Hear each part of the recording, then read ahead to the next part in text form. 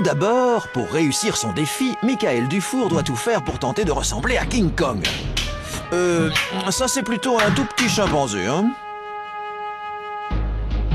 Il faut trouver une autre solution.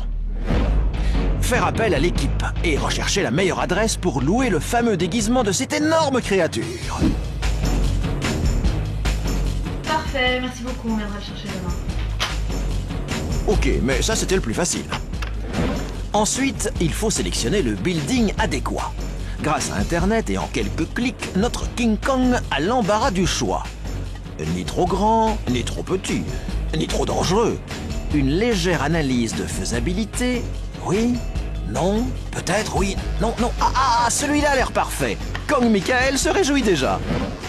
Pour imiter King Kong, il faut partir sur de bonnes bases et s'imprégner de l'ambiance du film original. Ça n'a pas l'air facile, mais s'il réussit, ça va être le pied. Il ne reste plus qu'à imaginer un plan pour avoir accès au sommet de l'immeuble. Faut pas oublier que ce genre d'endroit est très sécurisé. En plus, les risques sont réels. L'hôtel sélectionné mesure 90 mètres, possède 30 étages, ses parois sont lisses et la cerise sur le gâteau. Le jour prévu, il pleuvra. Il faut donc que Michael Dufour respecte les consignes qui lui ont été enseignées par un alpiniste confirmé. En plus des 125 mètres de corde utiles à la descente, il doit s'armer de matériel professionnel. Parfait. Le tout sera dissimulé dans un énorme sac. Être discret ne sera pas facile. Bonne chance, Michael. Pour tenter ce pari fou, Michael Dufour a passé la nuit dans un des hôtels les plus hauts de Bruxelles. En tant que client, c'est plus facile d'apprécier la hauteur et de repérer l'accès au sommet de l'immeuble. Dans sa chambre d'hôtel, Michael a embarqué discrètement le matériel d'escalade et son déguisement. Un drap à la fenêtre, c'est le signal. Michael est parti soi-disant nager à la piscine située au 30e étage. Par chance, il fausse compagnie à la sécurité de l'hôtel et fonce se déguiser sur le toit. Ok, il est prêt.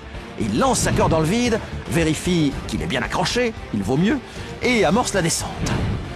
Notre King Kong est à présent suspendu à 90 mètres du sol. La descente en rappel peut commencer. Pour les fans de King Kong, non, le film n'est pas diffusé à l'envers. C'est tout simplement Michael Dufour qui n'a pas toutes ses bananes dans le même cornet. Il préférerait descendre l'immeuble que de le grimper. La raison est simple. Une fois qu'on a commencé la descente, on est obligé d'aller jusqu'au bout. Impossible de s'arrêter. Notre singe de service descend tranquillement les parois de l'immeuble, même si de temps en temps, la pluie et le vent obligent notre artiste à ralentir sa cadence. Il doit faire attention de ne pas glisser et de s'écraser le nez contre les fenêtres de l'hôtel. Le voilà déjà à la moitié.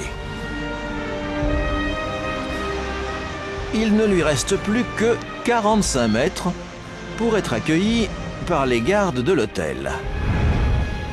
King Kong tente de les impressionner. Et ensuite continue comme s'il ne les avait pas vus. Pour l'instant, pas de souci.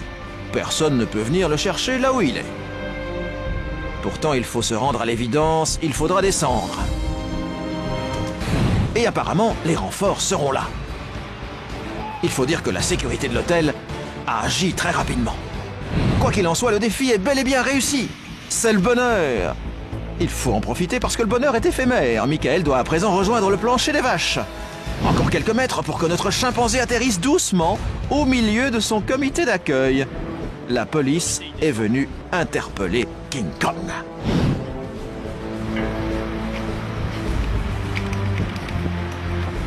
Bravo!